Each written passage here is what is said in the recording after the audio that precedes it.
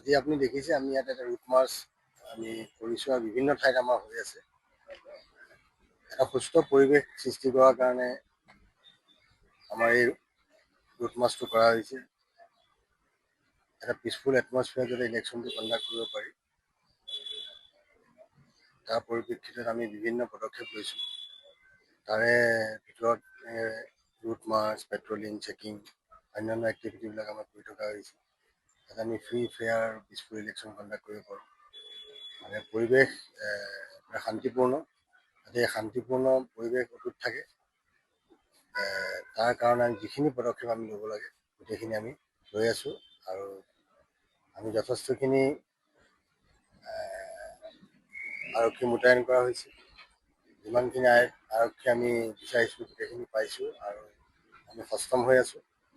আৰু গোৱালপাৰা জিলাত আমি শান্তিপূৰ্ণভাৱে নিৰ্বাচন আমি অনুষ্ঠিত কৰিব পাৰিম, সেয়া আমি আশা কৰিছোঁ। আৰু বিভিন্ন পদক্ষেপ আমি হাতত লৈছোঁ।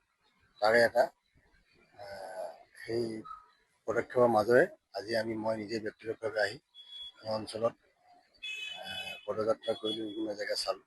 আৰু আমাৰ এই যিখিনি কাৰ্যাৱলী আমাৰ চলিছে, তাকে মই ক'লোঁ আমি সম্পূৰ্ণভাৱে সাজু। আমি সুস্থ আৰক্ষী আমাৰ যিখিনি আমাৰ প্ৰয়োজন আছে গোটেইখিনি মোতায়েন কৰা হৈছে।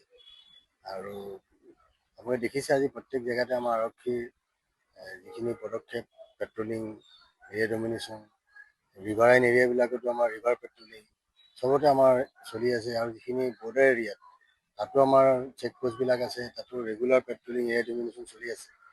সুস্থ পৰিৱেশ ইতিমধ্যে লৈ উঠিছে আৰু আমি মানে শান্তিপূৰ্ণভাৱে ইলেকশ্যন কণ্ডাক্ট কৰিব পাৰিম, তাৰ আমি কনফিডেণ্ট।